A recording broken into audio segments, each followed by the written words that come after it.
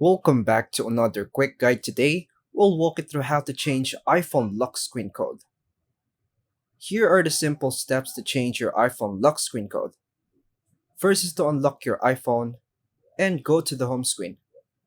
Then open the Settings app, scroll down and tap Face ID and Passcode or Touch ID and Passcode on older models. Enter your current passcode to access the settings. Scroll down and tap Change Passcode.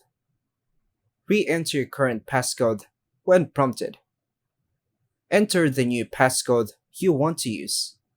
If you want a different format, tap Passcode Options.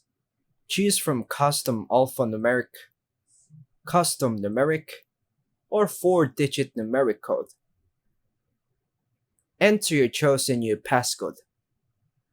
Then, re-enter the new passcode again to confirm it, and wait for your iPhone to process and save the new passcode.